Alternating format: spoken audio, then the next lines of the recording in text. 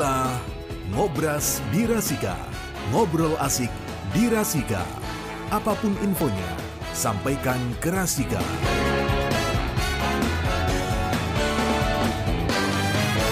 Oke, masih dari 88.9 FM Rasika Pekalongan untuk kita semua. Dan masih di Ngobras, ngobrol asik di Rasika. Apapun infonya sampaikan ke Rasika.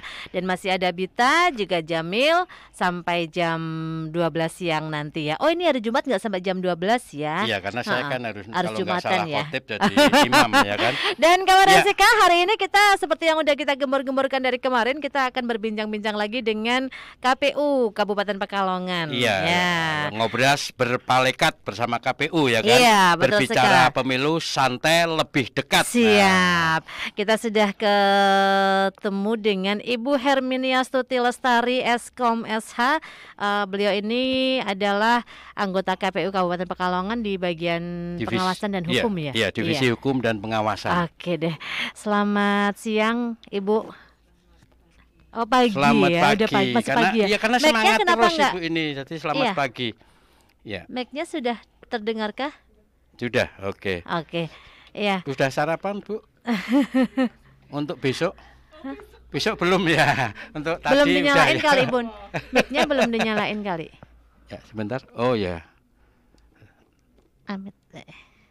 Iya, udah. Coba dicek, cek. Ya. Iya. Ya, ya kita Oke. bersama Ibu Herminiastuti Lestari Eskom SH, anggota KPU Kabupaten Pekalongan, divisi hukum dan pengawasan. Kita di Ngobras berpalekat bersama KPU, berbicara pemilu santai lebih dekat, ya kan? Iya. Santai. Santai. Santai. Taruh laya-laya Iya. gitu. Apalagi santai si Gandu itu enak ya, Pantai mbaknya. itu. Oh, pantai ya. Itu pantai Ya. ya.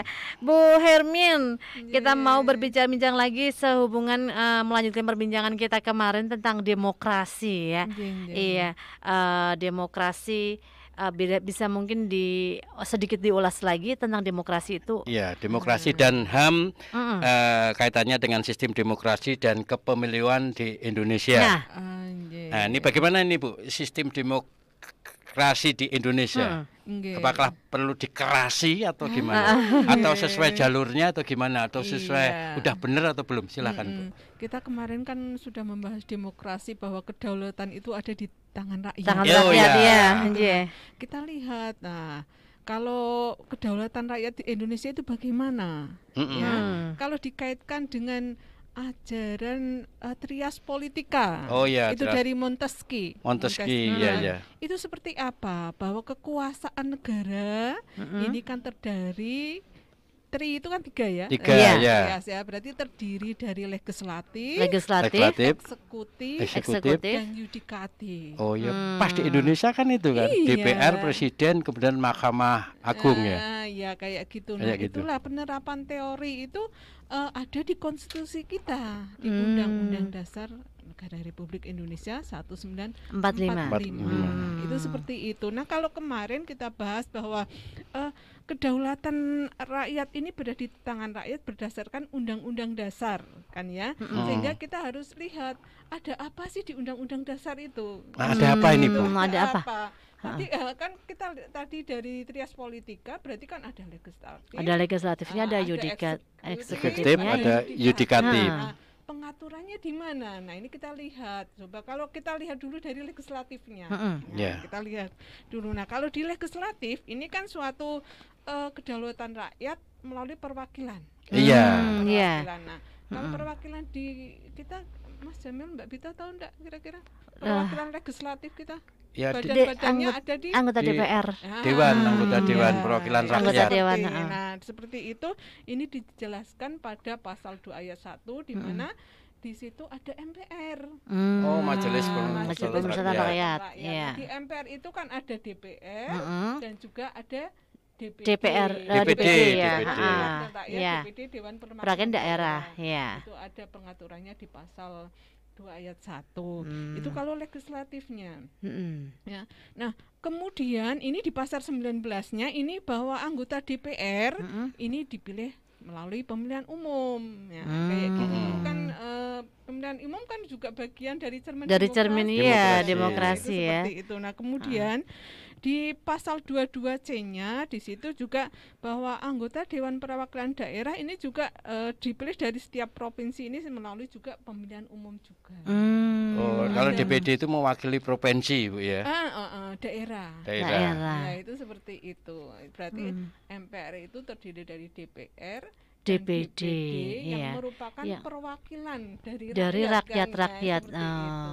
Kalau dulu tuh MPR tuh lembaga tertinggi negara, Bu ya, yang mengangkat dan memberhentikan presiden kalau nggak salah. Kalau juga sama kan, bisa kan MPR memberhentikan presiden, tapi ada mekanismenya yang kayak gitu kan, ya itu seperti itu.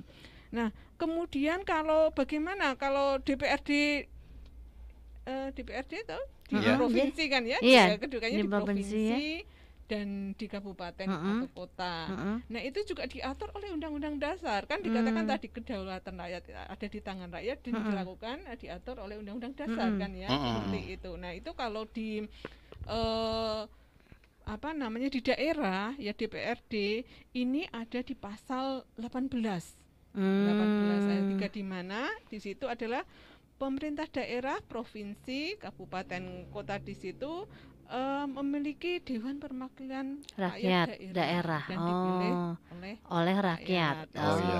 Ini fungsinya untuk kontrol terhadap atau pengawasan terhadap pemerintahan, Bu ya. Kemudian tadi baru legislatifnya. Kemudian yang tadi anggota Dewan Perwakilan Rakyat. Tadi kan bahwa kekuasaan itu kan ada 3 legislatif, eksekutif. Nah, sekarang kalau eksekutif, eksekutif apa yang dibahas di Undang-Undang Dasar?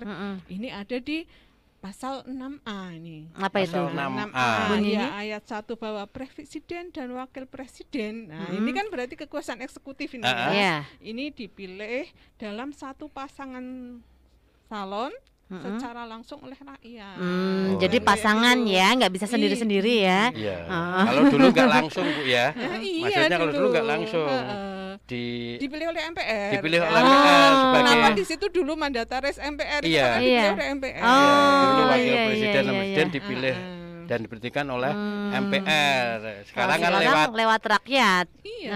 Dipilih eksekutifnya. Kemudian yang di daerah berarti apa ini? Kalau eksekutif di daerah itu berarti bupati, wali kota, gubernur ya. Itu juga dipilih oleh rakyat. Itu juga pengaturannya ada di pasal 18.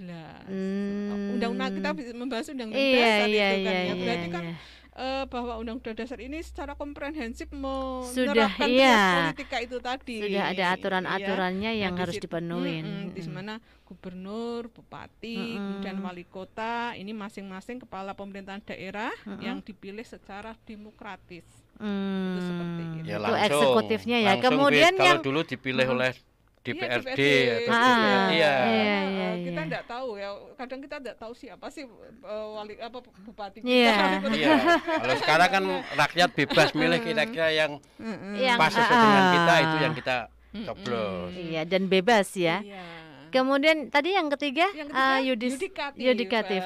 Yudikatif di sini ada di pasal 24. Di pasal 24 ini adalah kekuasaan kehakiman. Ini merupakan kekuasaan yang merdeka untuk menyelenggarakan peradilan guna menegakkan hukum dan keadilan. Nah itu tadi lengkapkan ya trias politika yang diterapkan di Undang-Undang Dasar kita, konstitusi. Dan semuanya kembali ke rakyat ya, Bun. Karena fungsinya kan masing-masing ada. Yudikatif ya. Yudi kan dilarang pemerintah. Judi itu. Oh, judi. Tapi yudikatif itu berarti diwakili oleh MK atau MA, Bu ya? Bukan diwakili. Kalau itu adalah lembaga independen. Lembaga independen. Itu peradilan, kehakiman itu peradilan. Karena fungsinya masing-masing. Fungsinya masing-masing. Kalau legislatif itu membuat undang-undang, ya. Kalau eksekutif itu melaksanakan undang-undang, kalau yudikatif itu menegakkan. Menegakkan kan ya. Jadi pertama tadi undang-undang. Eksekutif legislatif itu membuat. Kalau yang eksekutif itu melaksanakan, yudikatif itu menegakkan. Jadi di dalam undang-undang itu sudah diciptakan bahwa ada yang membuat, ada yang melaksanakan, dan ada yang menegakkan. Nah, iya, jadi ada pembagian kekuasaan itu, Bi. Nah, itu. Dan nanti jangan akan eksekutif menguasai semuanya. Jadi ada sendiri yang bikin undang-undang, kontrolnya. Iya. Oke, nanti akan kita bahas lebih lanjut lagi tentang demokrasi dan yang lainnya. Tapi sebelumnya kita dengerin dulu yang satu ini. Rasika FM. Inilah Ngobras di Rasika. Ngobrol asik di Rasika. Apapun infonya, sampaikan ke Rasika.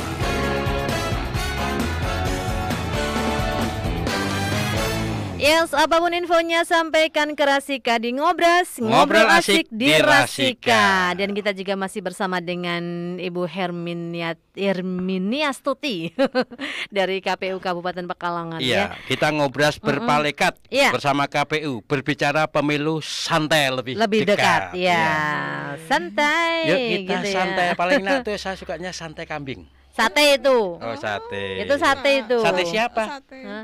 Kate siapa? Ya, memang santai banget. Apalagi tadi penjelasannya juga detail ya gitu ya, kekuasaan eksekutif, legislatif, kemudian yudikatif, pasal-pasalnya juga, terus fungsi-fungsinya juga, Bu ya. Begitu ya. Biar kawan Rasika itu tahu, tadinya nggak tahu apa sih fungsinya. Oh, ternyata ada pembagian kekuasaan dalam trias politika. Iya, nggak tumpang tindih ya kan. Kalau kekuasaan absolut kan semua dipegang oleh satu orang. Itu akan menimbulkan tirani. Apa itu? Tirani aja nggak tahu. Saya ngomong aja belum tentu tahu. Yang penting ngomong. Ya, Bu Herminiastuti. Apa itu tadi tirani, Bu? Tirani apa? Apa sih? Ya. Kamu ngomong tirani tadi apa? Tirani, tirani ya. Tirani kekuasaan tanpa batas kayak absolut itu menimbulkan tirani, ketakutan rakyat. Saya kira tirani dibalik tirani.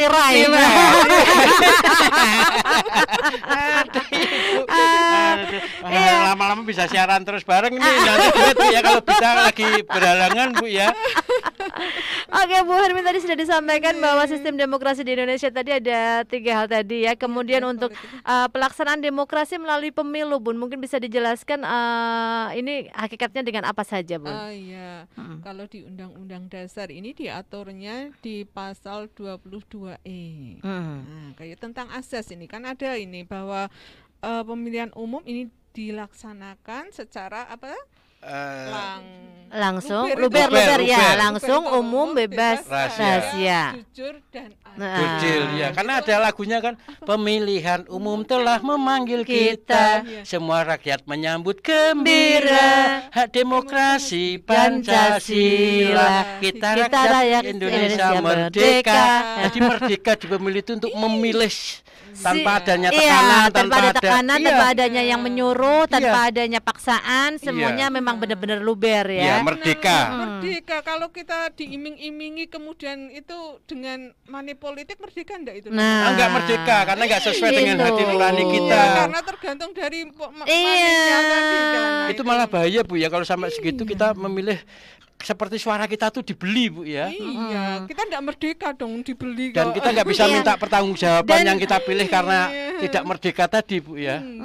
Dan sebenarnya itu sudah mulai diterapkan bahwa tidak ada money politik untuk semua hal tentang pemilu ya, pemiluan apapun ya. Tapi kalau misalnya masih ada secuil yang seperti itu, bagaimana itu, Bun? Iya, seharusnya tergantung dari kita ya. Selama ada yang memberi tapi kita tidak mau menerima semuanya, rakyat itu harus kompak ya. Kompak ya kan kayak gitu. Kira-kira kita ya kalau melaksanakan pemilu dengan sedemikian itu insya Allah benar-benar itu ya, murni ya. Kan rakyat itu. Dan misalnya partai atau pemilihan apapun ketika memakai money politik kan ada Bawaslu juga, Bu, yang ngawasin, Bu ya. Nanti yang akan menindak ini. Iya. Nah, tapi kalau bahkan diketahui, kalau kadang sembunyi-sembunyi. Nah, itu pun maksudnya yang dibahas itu. Pernah saya dikasih 100.000, saya nolak. Mintanya 200 sih kamu. Butuh saya 500. Jangan, Bu ya, jangan.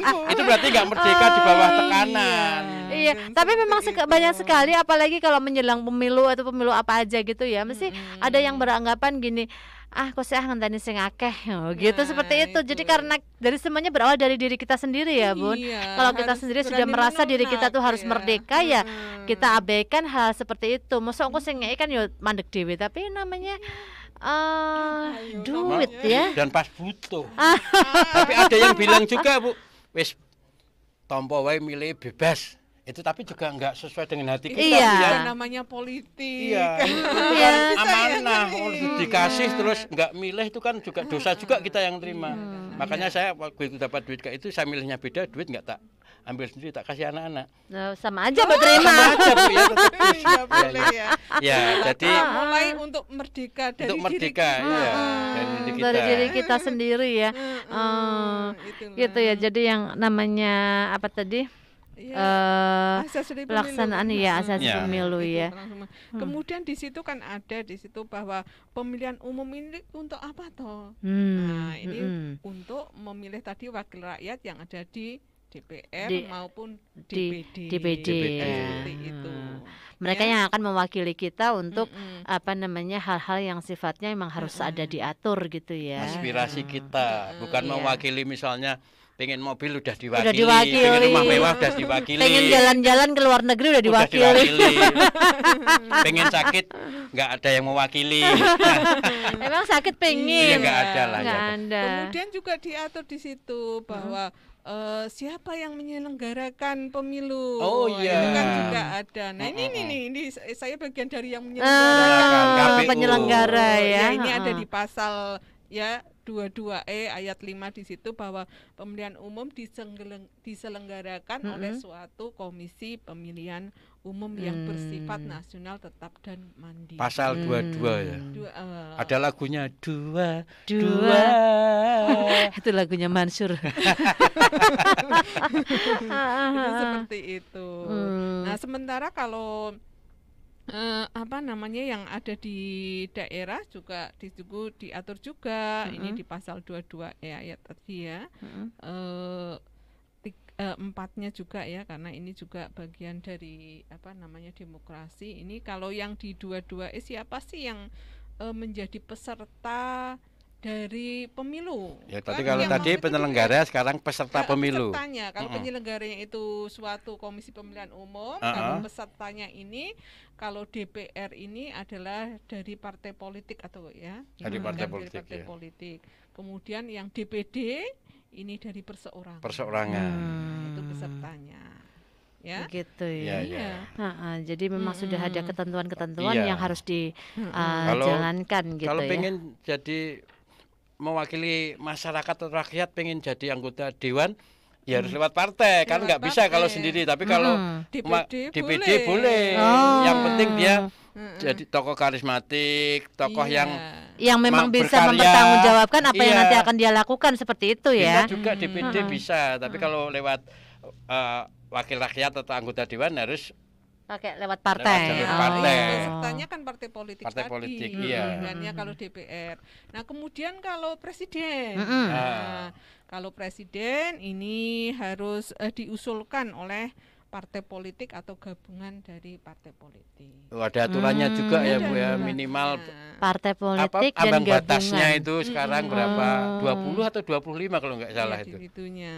Kemudian kalau yang daerah, yang gubernur atau wali kota juga sama, boleh dari partai politik atau gabungan partai politik, juga bisa independen. Boleh nyalon. Kan ada ya kan perseorangan independen. Saya bisa nyalon nggak, Bit? Kayaknya nggak bisa, nggak punya rambut. Nyalon ya. Yang mau disalon apanya? Ya nggak bisa, nggak punya yang rambut. mau disalon apanya? Ya tapi berarti tadi yang jadi kepala daerah atau gubernur itu bisa independen juga ya. Independen. Harus dengan persyaratan. Persyaratannya itu yang biasanya lebih rumit ya. Persyaratannya apa aja tuh, Bun? Barangkali dia mau nyalon, independen gitu. Dukungan dari dukungan tergantung dari jumlah penduduknya. Kumpulkan KTP apa yang mendukung berapa, kalau sudah memenuhi persentase baru bisa menyalonkan. Tapi ada juga ya Bu yang pernah independen itu terpilih Bu ya. Ada saya pernah ingat di mana itu ada beberapa kok Bit. Kamu jalur independen kalau pengen jadi wali kota, bupati atau gubernur. Enggak lah, cukup pusing. Iya pusing. Token listrik aja kadang merah terus itu kan bikin pusing ya kalau nah, itu bedanya presiden sama yang kepala daerah ya. Kalau presiden tidak boleh independen kan, harus dari partai politik. Oh iya. Yang mengusung ya Bun. Ya. Kalau kepala daerah. Kalau presiden dan wakil presiden itu kan satu paket Bu ya berarti ya. Iya. Ya, kepala daerah juga sih satu paket juga, tapi partai politik dengan elektro apa itu namanya ET itu apa? Yang ambang batas itu ya berapa persen? Persennya berapa persen? Oke Bun. Kemudian untuk sistem pemilu Bun, bisa dijelaskan maksudnya apa ini? Sistem pemilunya bagaimana? Ya sistem pemilu itu sebenarnya kalau di kita itu kan ada sebelum reformasi dan sesudah reformasi. Sebelum reformasi dan sesudah reformasi. Iya, kan gini, kalau dulu tadi sebelum reformasi itu tadi presiden dipilih oleh ya. Nah, ini setelah kan reformasi. Setelah reformasi gimana? Presiden bisa dipilih oleh rakyat langsung. ya. Nah, itu kan itu bagian itu kan tapi, sistemnya masing-masing berbeda. Mohon maaf Bu, sebelum kita lanjutkan pembicaraan yang menarik ini, tentang pemilu. Tentang pemilu ini kita simak dengarkan dulu yang satu ini. Rasika FM. Inilah Ngobras di Rasika. Ngobrol asik di Rasika. Apapun infonya, sampaikan ke Rasika.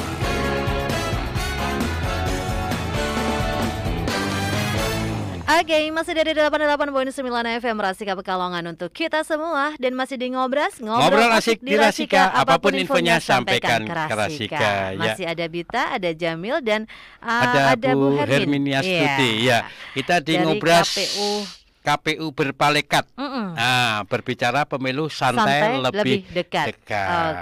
Ngomongin soal pemilu itu saya teringat pemilu yang lalu itu loh, zaman Orde Baru. Ya di bawah kepemimpinan Bapak Soeharto. Piye masih zaman gitu. Semuanya itu daripada apa yang kita lakukan ya. Kita harus amalkan daripada nilai-nilai Pancasila ya. Kalau saya sekarang kalau Pak Harto nanyain enak zamanku tuh. Iya, enak zamannya Pak Harto karena istri saya masih muda, sekarang tua. Hanya jauh. Ya kan santai, namanya berpalekat, berbicara pemilu santai. Dan lebih kamu dekat. juga belum kenal kan? Iya. Makanya ditemukannya setelah tua. Oke, Bu Hermin, tadi kita bahas yang belum selesai tadi tentang sistem pemilu. Bagaimana itu, Bun? Iya, kan dulu sama sekarang beda banget ya. Mungkin kan bisa dijelaskan, Bu. Pada tahun 1997 ini kan ada namanya reformasi di Indonesia. Ini kan juga mengubah paradigma tentang kedaulatan rakyat, gitu kan ya. Kalau kita lihat amandemen kan tahun 1999. Amandemen yang pertama. Nah, ini kita berbicara sebelum amandemen, berarti sebelum reformasi. Sebelum reformasi. Kalau dulu kedaulatan rakyat ini kan dilaksanakan sepenuhnya oleh MPR. Nah, kemudian setelah amandemen 1 bahwa kedaulatan rakyat ini dilaksanakan berdasarkan Undang-Undang Dasar. Tadi kita sudah membahas tentang Undang-Undang Dasar. Ini kan ada pergeseran ya antara pemahaman kedaulatan rakyat itu tadi kan agak bergeser. Nah, terutama pada kekuasaan mandatarisnya. Kekuasaan MPR. Kalau dulu MPR terdiri dari siapa aja, Bu? Kalau dulu MPR ini kan ada DPR, kemudian ada utusan daerah. Iya, utusan daerah ya. Ada utusan golongan. Nah, dulu pernah ingat enggak bahwa ABRI itu juga bagian dari MPR. Utusan golongan, masuk utusan golongan. Itu kan ya sudah pernah. Kalau sekarang kan tidak semuanya melalui jalur pemilihan umum. Itu tadi DPR sama DPD. Iya enggak formasi di MPR. Beda ya. Karena di situ ada yang tidak dipilih oleh rakyat, gitu kan? Utusan golongan tidak dipilih rakyat, ya. Utusan daerah tidak dipilih rakyat. Utusan daerah dulu nggak dipilih rakyat. Yang kita hanya memilih DPR. Ya kan, yang tadi pertama pemilu di apa 1955 itu kan untuk memilih DPR ya. Iya kan. Nah, MPR itu kan sebenarnya kan banyak waktu itu. Nah, kalau sekarang MPR terdiri DPR dan DPD yang semuanya dipilih oleh rakyat. Oh iya kan iya. melalui pemilu itu Karena adanya amandemen pertama itu Bu ya. Kemudian dulu coba Pak Harto bisa berkuasa berkali-kali tanpa dibatasi. Iya, 32 tahun gitu loh. Undang-undangnya mengatakan bisa dipilih kembali kan kayak gitu. Nah, sekarang kalau ini adalah karena pemilu dilaksanakan 5 tahun sekali. Kemudian presiden juga dapat dipilih kembali dalam satu periode. Kan 2 periode ya, 2 kali periode ya. Kan 5 tahun. Itu seperti itu berbeda kan ya? Iya. Nah, ini kan antara reformasi dan sebelum reformasi itu berbeda. Padahal 5 tahun itu cepat ya, kalau 2 kali periode berarti 10 tahun. Nah, ini berarti kedaulatan rakyat, kemerdekaan rakyat jadi era setelah reformasi ini. Iya kan, itu tadi di lembaga legislatifnya saja sudah berbeda kan ya. Itu tadi ada yang tidak dipilih oleh rakyat. Nah, sekarang sepenuhnya dipilih oleh rakyat. Ya.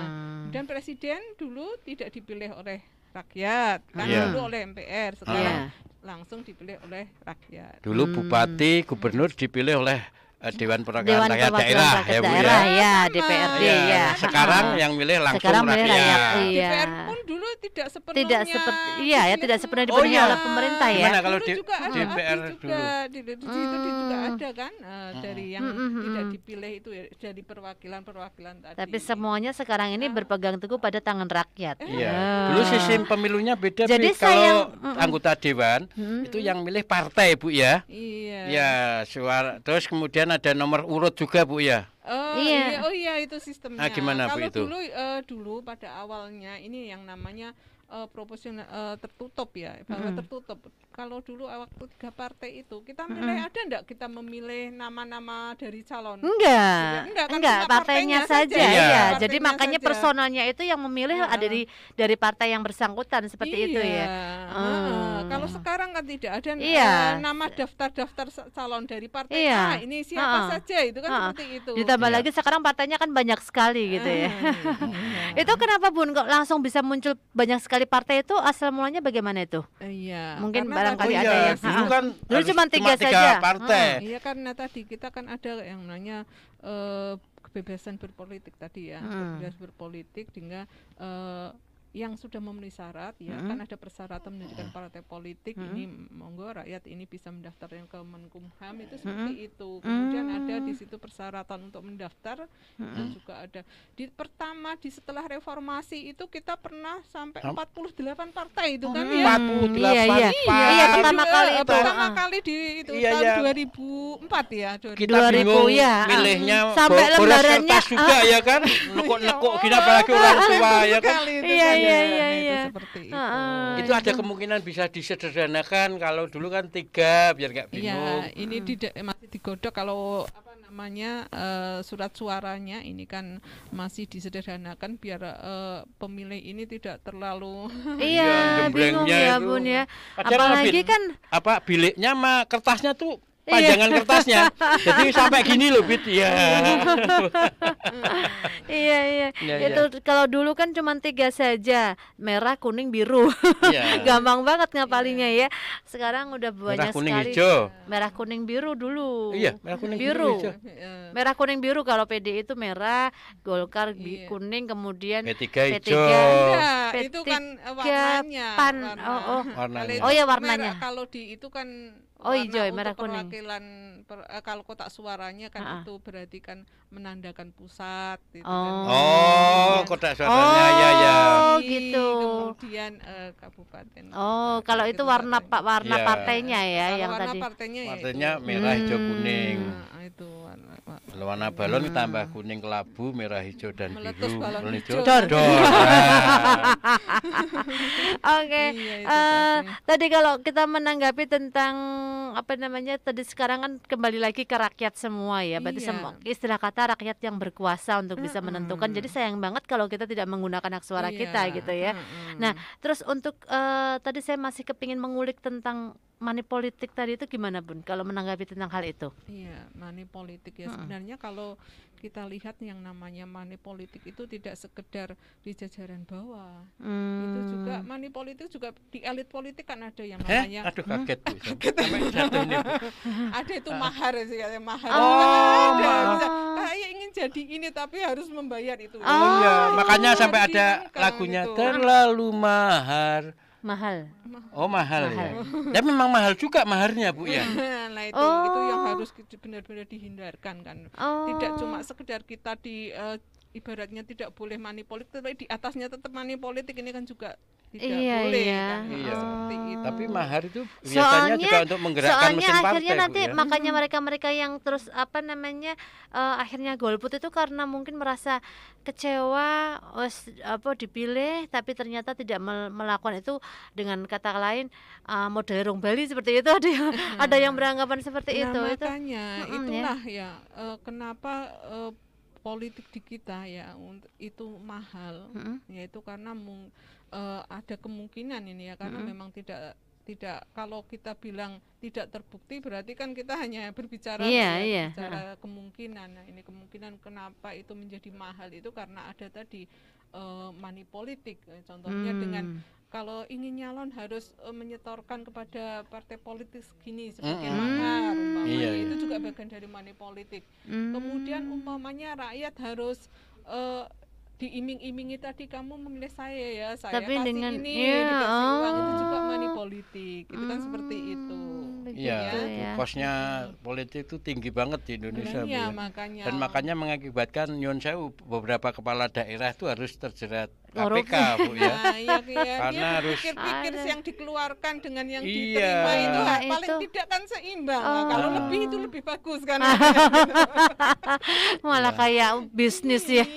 Ya tadi awal mulanya mungkin tujuannya untuk mewakili rakyat untuk ikut berpartisipasi dalam pembangunan, tapi menyampaikan kenyataannya aspirasi rakyat gitu. Karena maharnya itu ya minimal harus balik modal, BEP break even point minimal. Tapi